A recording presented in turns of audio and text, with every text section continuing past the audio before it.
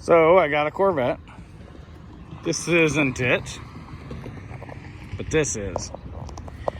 Now, I did come up here the other day to do a little bit of a walk around on this thing the other day. But it was like super bright and I wasn't happy with how I rambled on. Anyway, what we're looking at here is a C8 Corvette. It's an early C8 just because of the fact that, you can tell right here, this little doodad here, they've changed on the later ones. This one here is one of my favorite color combos. Kind of, partial to red, but not the fact that it is red, but it is red on red on red. You know what I'm saying? I like the way the C8 interiors are, and I just kind of wanted to, come over here and, give you guys a good look-see of this interior. Just kind of how the two-tone is on it. I really like that. So, I'm going to kind of go over some of the visual things that I like about this car. Unfortunately, I don't really like the convertibles because the convertibles have this. You can't see the engine, and that right there is the coolest part of the C8. I mean, you can through the not really. You can't really see the engine. So anyway, kind of defeats the purpose of the cool factor of the mid-engine. But I digress. It is what it is. Just kind of looking at it. It's got Z51 brakes. I mean, Corvettes can be like, they're like the Barbie car of sports cars. You can customize the heck out of them. Whether it's got the Z51 package on it originally, I don't know. But, here's the thing. I just wanted to look at the car, just kind of give it a good, roll around, walk around real quick, and just kind of tell you guys what I think about these C8s. Personally, I like them.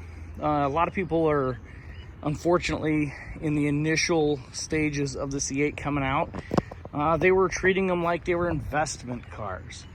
Well, we all know how much of a bath C4 owners have taken over the decades because they all, here's the thing. Let's just face it. C4s, as much as I love them, have, most all Corvettes since the C3, people buy them, they don't ever really use them. And unfortunately, same thing's going to happen to a lot of these. And they're going to depreciate like a rock, not because they aren't worth anything, where, a regular car would retain its value a little bit more because it's got lower miles. Corvette, unfortunately, not a lot of people actually drive these things. Not a lot of people just pack up like I do and say, you know what, let's go on a 9-hour drive. What the heck? It's just not something that Corvette owners do, typically. The unfortunate thing about that is a lot of people that buy these things when they're relatively new, unless they flip them early on or get rid of them pretty quickly after about a year or two of enjoying them, even then it's kind of sketchy, you're going to end up taking a bath on something like this. And that goes for any new car, but I mean, a lot of people go, oh, well, I'm just a caretaker of the Corvette. Yeah. I can be a caretaker of something and enjoy it as well. It's sitting in the garage. Yes, that's me, watching after it. But if I'm not getting any enjoyment out of it, if somebody's not getting any enjoyment out of it, what's the purpose of you being a caretaker? These things aren't dead. They're just as alive as you want them to be, right? That's why a lot of people have personalities for their cars. They give their cars names. I mean, I understand that, people buy these things and they throw their life savings in them. Don't do that, man. Far too many people do that. These cars are gorgeous cars. They're fantastic cars. They're quick cars. I mean, you can, you know, take this thing on a racetrack and they're capable cars right out of the box. You don't need to spend a bunch of money doing anything to this thing to make it fast. You don't have to do anything to make it turn. And a lot like the C4, you know, the C3 was still a cool car, but it didn't do what the C4 ended up doing. And now look at where we're at right now with the C8. I mean, I like looking at these things. They're really cool. I'm not as big onto the C8s as a lot of people are, which it's no big deal. I mean, not a lot of people like the C4s. I like the C4 for different reasons that I like the C8. The C8, honestly, is, I don't dislike the car because it's a mid-engine car. You know, heck, the Corvette was almost a rotary car, which would have meant that I probably wouldn't have wanted an RX-7 after all. Actually, I probably would have. But anyway,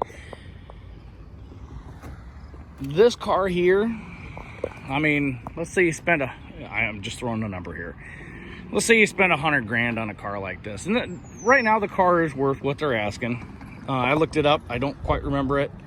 But anyway, let's just say you throw $100 grand on this car. And you let that sucker sit in the garage and you haven't driven it. You've got like 10 miles on it in your entire ownership. And then you take a bath for $90,000, you know, after you sell it for $90,000. The couple of dozen miles you put on it after a few years, is that really worth this thing taking up space in your life? No, it's not.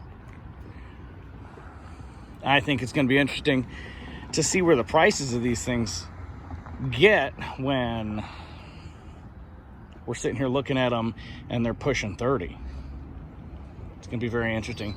And especially if Chevy does what they are, you know, famous for, and runs the body style out until they don't have any more ideas with it.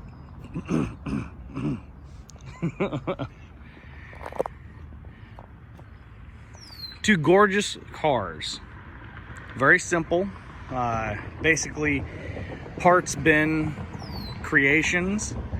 You know, my kids and I were working on the 96 the other day, and you know, my kids were like, wow, this thing is really simple. It's really sturdy. They really designed the heck out of this and did what they could. No. The bean counters made this car cheap. Okay. I know the engineers, they love this car. They wanted it to be just the cream of the crop. But the bean counters wouldn't let them do it. It's like the C5 was in production. Truly, this thing should have been a C5. But I don't know. I don't know how long they're going to keep the C8 going. You know, where are they going from here? I'm not complaining, guys. Don't take any of this as me complaining. I really love this car. I don't love it for the same reasons that I love mine. But the fact that you've got all this metallic flake in the wheels makes it look way cooler. All the plastic bits here, metallic flake comes down in here. These are gorgeous cars. They are cheaply made cars though. These are the Hondas, the mass production sports cars. And frankly, I'm not too impressed at any sports car with how they're made. I mean, a lot of them are really cheaply made intentionally just to fund other projects. But the Chevy, honestly, is going to be, I mean, with your supercars, it's probably the better built supercar. But when you take this into consideration with something like this, which is better made? Typically one of these is going to be better made. Not because it's what it is, but what I'm saying is more R&D, more everything went into that car, that pickup, this thing, that Jeep, than went into this. I mean, yeah, sure, we get the Skunk Works projects and everything that, you know, everybody reads about in the books. But realistically speaking, there's only a few guys in GM that really, really like this car, and the bean counters hate them. So anyway, yeah, buy up a bunch of these things. Buy up a bunch of them.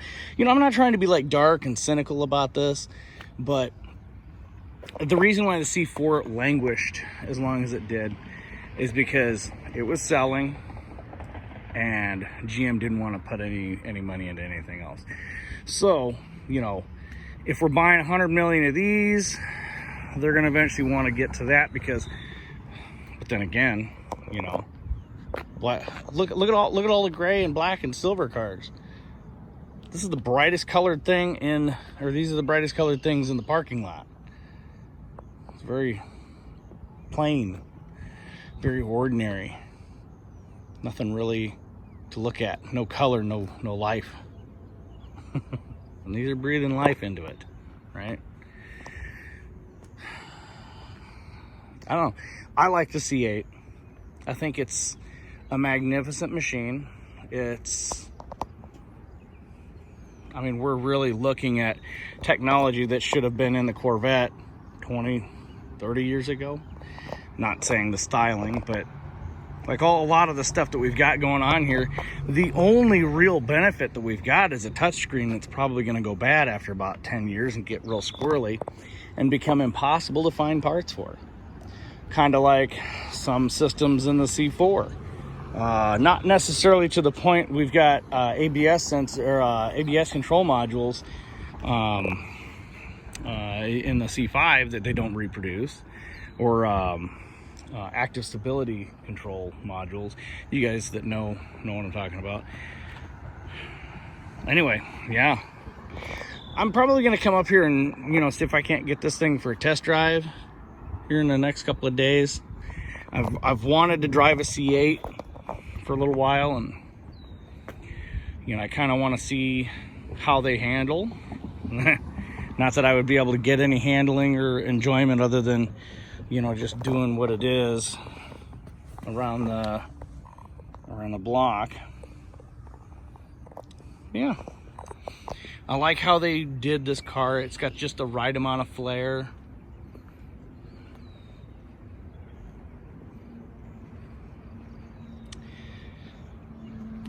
I think they did the Corvette name right. I think they did a good job of keeping with the namesake. I mean, everybody that complains about the Corvette being mid-engine hasn't been paying attention to the development of the car. I mean, this is something they've wanted to do since the 70s before. Pretty cool car though. I like the way the interior is. I think the Achilles heel on these cars is going to be the touchscreens and all of the electronic gizmos. You know, kind of like you have the C4 not wanting to work, you know, as far as interior pieces. Some things just don't want to work because of miscellaneous things on the interior, or, you know, like control panels and everything, just due to age. But you can still work on things in here. Some of these systems here are going to be quite impossible to work on, and especially getting harder to find like raw materials for parts. I mean, these things eventually are going to become so, got the lights on. These things are going to be eventually so overly burdened by what doesn't work on them that I think that's what's going to end up killing these. But until then, enjoy them. You know, don't let them sit in your garage. I mean, you can drive something 100,000 miles and still let it look good. You can drive something over 200,000, 300,000, 400,000 miles and still let it look good. I mean, obviously it's going to take a little bit of care and maintenance and love to do it. But, I mean, an oil change isn't that big of a deal, right?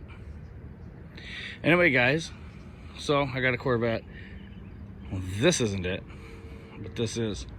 Hope you guys enjoyed the video. If you guys have any questions or comments, feel free to leave them in the comment section below.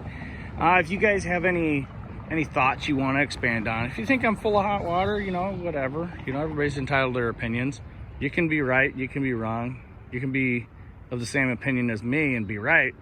And, you know, I'm just joking. If you've got a differing opinion, you know, I really don't care. But do share it, please. I'm not interested in getting into an argument, but, you know, what do you think? What do you think? I mean, I'm just kind of putting out a few thoughts.